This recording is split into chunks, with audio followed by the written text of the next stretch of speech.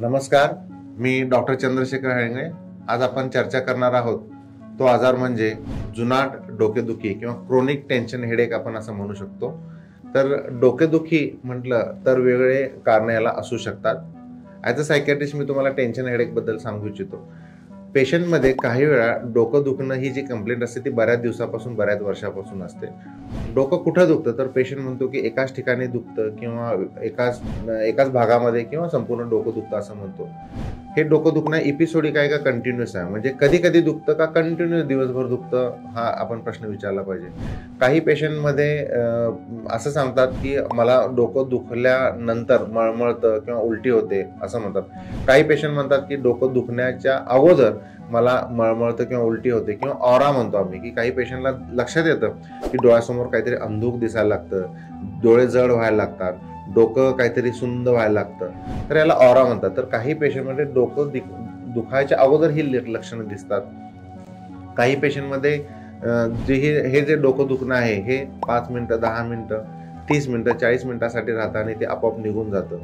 तर यासाठी पेशंटमध्ये आपण रिलिव्हिंग फॅक्टर्स विचारू शकतो, म्हणजे काय केल्यामुळे डोकं दुखणं थांबतं। काही पेशंट म्हणतात की औषध घेतल्यानंतर डोकं दुखणं थांबतं, काही पेशंट म्हणतात की झोपल्यानंतर थांबतं। काय केल्यामुळे वाढतं डोकं दुखणं वाढतं, तर काही पेशंट म्हणतात की मी उपवास केल्यावर वाढतं, काही पेशंट म्हणतात की मी दुपारी झोपल्यानंतर डोकं दुखणं वाढतं। म्हणजे काही रिलिव्हिंग फॅक्टर आहेत, काही वाढवणारे फॅक्टर्स आहेत। स्ट्रेसफुल सिच्युएशन असेल, टेन्शनदायक ज्या घटना असतील त्यावेळी माझं डोकं दुखणं असं वाढतं असं पेशंट म्हणतात। तर असे जे काही लक्षणं असतील आणि यासाठी जर तपासण्या केल्या असेल, म्हणजे रुटीन ब्लड इन्व्हेस्टिगेशन तर करूयाच, याच्याशिवाय सिटी स्कॅन किंवा MRI म्हणजे मेंदूचा आजार नाही ना हे जर आपण रूल आउट केलं, आणि याशिवाय पेशंटमध्ये जर अर्धशिशी म्हणजे पेशंट म्हणतो की माझं डोकं दुखणं एकाच बाजूला आहे, उजव्या किंवा डाव्या बाजूला दुखत असतं, अर्धशिशीचा पण हा प्रकार असू शकतो। तर याच्यासाठी आपण सर्व शंकेचं जर निरसन केलेलं आहे आणि तरीही डोकं दुखणं थांबलेलं नाहीये, न्यूरोलॉजिस्ट किंवा बऱ्याच मेंदूविकार तज्ञांकडून किंवा सायकियाट्रिस्टकडून पण ट्रीटमेंट दिली आहे, पण तरी फरक पडत नसेल, तर शक्यतो ही लक्षणं क्रोनिक टेन्शन हेडेक किंवा मायग्रेनचा प्रकार हा असू शकतो। आणि याच्यासाठी ट्रीटमेंट ऑप्शन्स उपलब्ध आहेत। म्हणजे काही वेळा मी म्हटलं की प्रेसिपिटेट फॅक्टर्समध्ये जसं लोणी खाल्लं तर, चॉकलेट खाल्लं तर डोकं दुखतं, मग असे या सर्व गोष्टींचा आपण अभ्यास करून स्टडी करून आपण याचा इलाज करू शकतो।